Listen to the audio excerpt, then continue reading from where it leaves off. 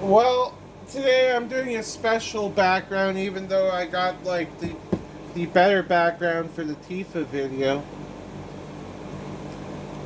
So welcome to the video where we're doing a deck profile for Mendicant Guidelight. You're probably wondering, why is there all these drink coasters made of cigarette boxes? This was my uncle's doing, my late uncle's doing. He made these. And I thought, you know what? Why not use it for a better deck than my meanest EDH deck that I have? Mendicant Core Guidelight. This guy doubles your artifacts. Most important thing about him. So I'm going to start with the legendary creatures this time. We're going to start with Thalia, Harad, Cather. Things your opponents enter at you control enter tap. Titus, Blitzball Star, because you got a lot of artifacts you control, and you can put a lot of counters on Titus.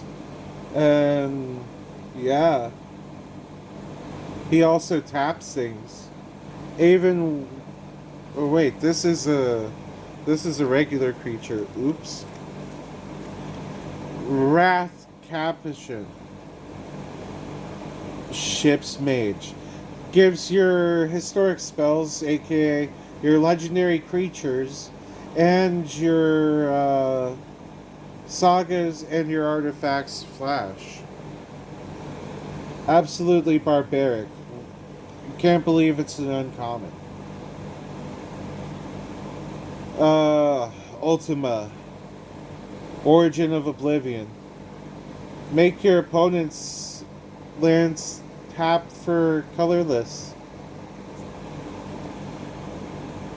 Figaro King. Edgar. Draw cards for each artifact you control when he enters. Also, he has two-headed coins, so when you coin flip, you always win. Absolute Virtue. This card means your opponents... You got protection from your opponents. And it can't be countered, and it's got flying. There are tons of ways to make this thing unkillable in this deck and absolutely invincible. And this is a win condition in many ways. That's why it's the second highest thing in this deck in cost. Oh look, Kozilek, the Great Distortion, because Kozilek, the Great Distortion.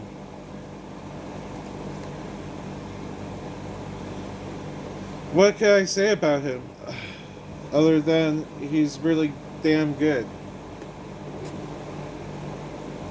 Now, Renowned Weaponsmith, because he gives you 2 in your mana pool to cast artifacts, or the abilities of artifacts. And he allows you to tutor out a Heart Piercer bow, which I don't use. Don't need it. I just use them for that first effect. Even Mind Sensor, because haha, it's in this deck now. Mendicant won't let you search your deck, bro. But I can search my deck with Delivery Moogle.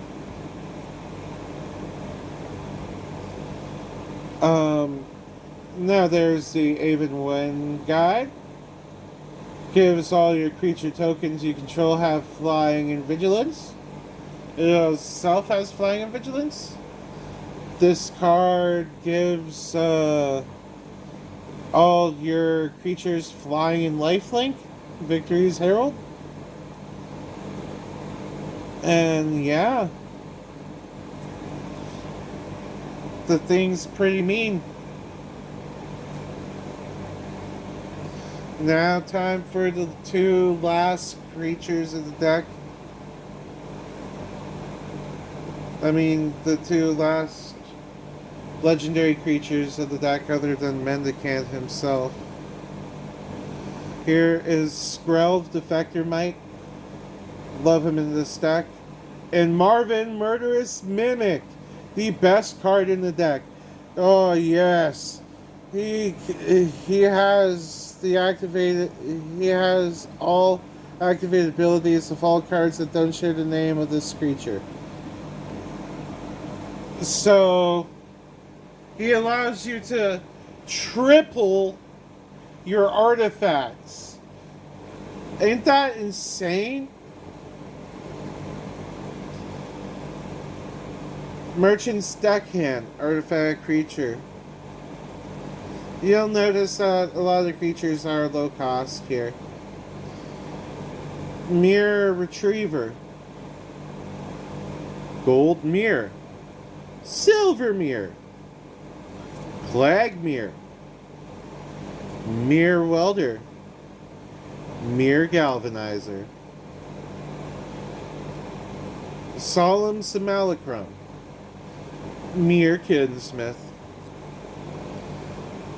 Cataclysmic Gearhulk. I don't have Riptide Gearhulk. This will be replaced with that in the future. Torrential Gearhulk. Because that's a lot better in this deck. And Mirror Battlesphere. That's it for the artifact creatures. Now it's time for the one vehicle, the Regalia. Because the Regalia is the Regalia. It allows you to filter your deck and attack with things. And it's got haste. And it's got haste. So now classic stuff here. We got a Sol Ring. We got a Lens of Clarity. We got an Arcane Signet. We got a Felwar Stone. We got a Mind Stone. We got an Azorius Signet. We got a Genesis Chamber. Because mirrors, bro. Urza's Tome. Key to the City. Golem's Heart because you're playing a bunch of artifacts. Mirage Mirror. Allows you to double artifacts. Imagine that. That's good in a artifact deck. Lucas Stadium. Command Spear. Strength Bobblehead. Luck Bobblehead. Perception Bobblehead.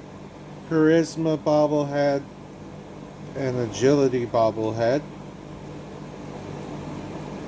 Darksteel Ingot. Blitzball. Chromatic Lantern. Tazarat's Gatebreaker. Unbender Tine for those infinite combos you can make in this deck. Yes. Find out yourself. Cryptic Gateway.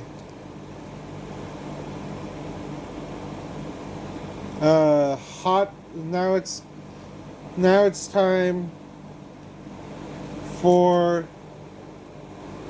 See why I chose the cigarette boxes for this one? Now it's time for the blessed artifact equipments. Hot Soup. Fire Shrieker. Magitech Scythe.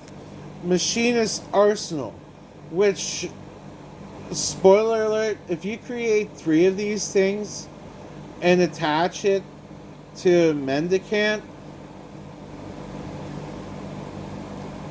you could make him gain like 7. So 3 of these. So it would be +6 from the 3 Machinist Arsenals you could copy from Mirage Mirror or someone else like Marvin. Attach it to Mendicant. Mendicant all of a sudden has +7 for each artifact in play. So that's already a base of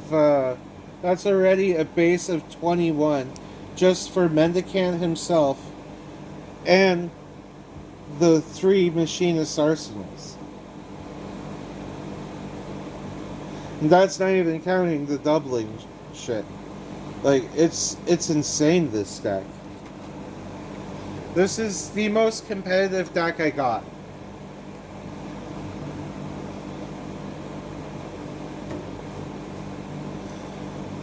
We got, for instance, we got Endwalker, White Rose Rebellion, because you need a counter spell. Settle the Wreckage, Spell Swindle, Follow the Gavel, Spell Blast. Yeah, I'm the blue player at the table. And that's pretty much it for the instance. Now for the sorceries, we got one with the machine, Cleansing Nova, Pour Over the Pages, Ugin's Insight, Open into the Yonder, which is one of the most fucked win conditions in this deck, because you basically just say, I make my commander unblockable. And that's how you win games, with commander damage with Mendicant and Open into Yonder. This is the one deck that makes your commander the main focus of the deck. Now for the last one, Entrancing Melody. Gain control of target creature with convert mana cost X. There's only 2 gain control of target creatures in this deck. Mind Control. And of course the last enchantment, Reflections of Littjara. Oh my god, I'm going to say mirror. This copies all of my mirrors. Ain't that insane?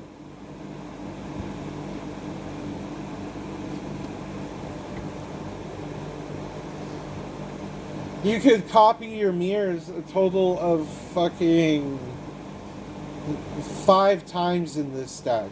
I've gotten to.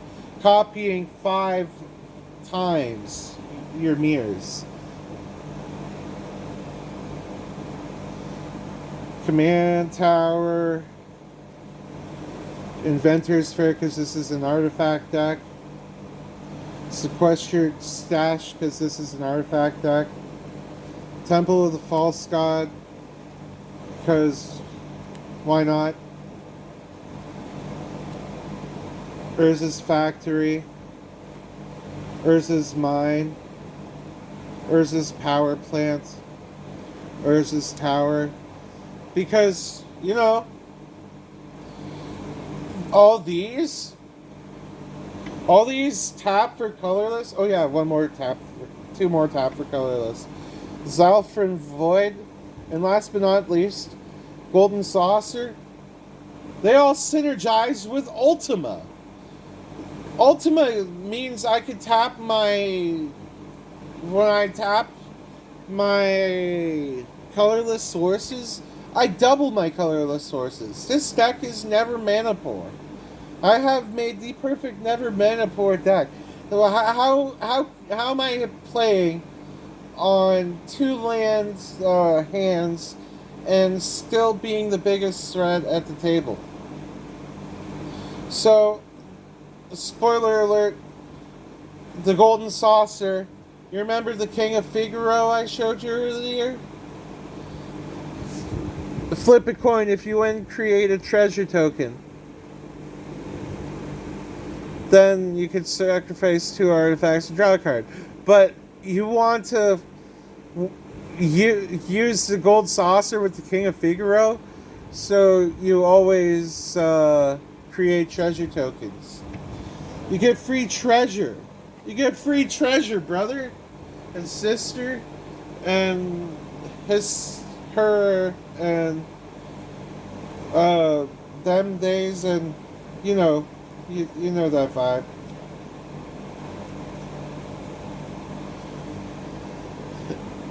Azorius Guildgate. And now I want to say 9 island.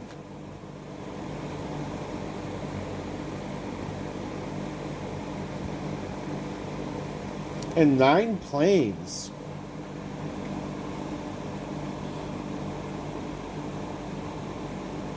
Yeah. Lots of utility lands in this deck. Well, that's it for Mendicant Core Guidelight. Thank you for the second time I've made this deck profile, but this one's way better. Damn, this one makes the last one. This one makes the last one look like I can't. This is so damn competitive. This is so damn competitive. I made this deck on an impulse, and it's my one friend Devin's favorite deck I got.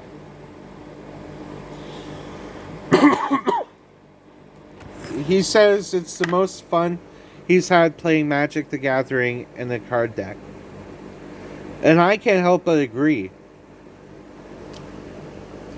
This guy swings for game on turn 5 or 6.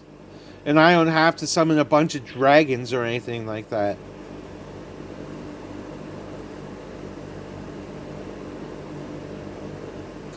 Like, comment, and subscribe. And don't forget to drink your water.